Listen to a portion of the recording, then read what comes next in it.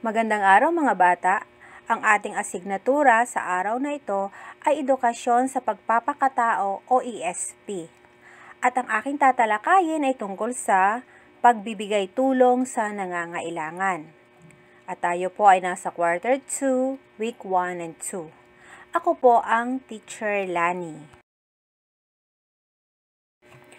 Inaasahan na sa araling ito ay matutunan mo ang pagsisimula ng pamumuno para makapagbigay ng kayang tulong para sa nangangailangan, gaya ng biktima ng kalamidad, at pagbibigay ng babala o impormasyon kung may bagyo, baha, sunog, lindol at iba pa. Sa panahon ng sakuna at pangangailangan, pagtutulungan ang dapat asahan.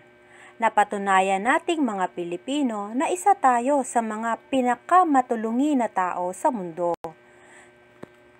Sa lahat ng nagdaang mga pagsubok at kalamidad, pinatunayan natin na kaya natin kung tayo ay nagkakaisa at nagsasama-sama. Ikaw, handa ka bang tumulong kung sakaling may nangangailangan? Handa ka bang mamuno para tulungan ang mga biktima ng kalamidad? Ano-ano ang mga hakbang sa paghahanda para sa kalamidad? Paghahanda para sa lindol. Una, ugaliing dumalo sa programa ng paaralan tulad ng earthquake drill. Ikalawa, pag-aralan kung paano magbigay ng paunang lunas. At ikatlo, palaging ihanda ang mga emergency kits tulad ng paunang lunas, flashlight, kandila, posporo, pito, inuming tubig, dilatang pagkain, at iba pa. Narito naman ang paalala sa pananalasa ng bagyo.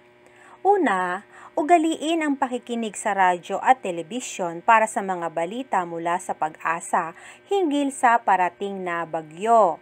Ikalawa, sa pagdating ng bagyo ay manatili sa bahay at huwag magpunta sa mga lugar tulad ng ilog at baybaying dagat. Ano naman ang mga dapat gawin sa oras ng sunog?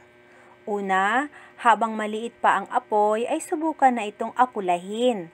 Kung hindi mo ito magagawa, ay humingi ng tulong sa mga kalapit na bahay at tumawag ng bumbero o sa BFP o Bureau of Fire and Protection.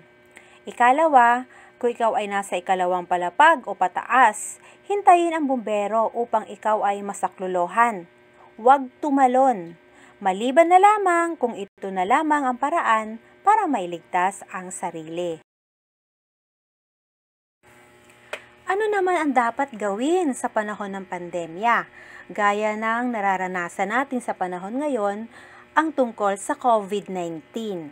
Una, ito ay mapanganib sapagkat ang sakit ay madali mong makukuha mula sa ibang tao, lugar o bagay na hinawakan ng may sakit. Ikalawa, upang maiwasang mahawa, manatili sa loob ng tahanan at iwasan ang matataong lugar. Ugaliin ang paghuhugas ng kamay, pagsusuot ng face mask at panatilihin ang 1 metrong layo mula sa ibang tao o social distancing. At ikatlo, panatilihing malusog at malakas ang resistensya at kumain ng masusustansyang pagkain. Para sa iyong gawain, ito yung tinatawag nating written works, ito ang panuto. Piliin ang letra ng tamang sagot. Okay, pwede mo siyang bilugan o kaya isulat naman sa inyong sagutang papel. At para naman sa iyong performance task, gumawa ng isang pag-uulat o balita o tinatawag nating news script tungkol sa isang malakas na bagyong paparating sa inyong lugar.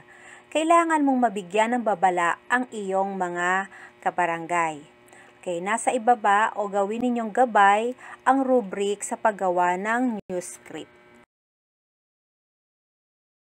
Maraming salamat mga bata, sana ay may natutuhan kayo sa aking ginawang pagtalakay.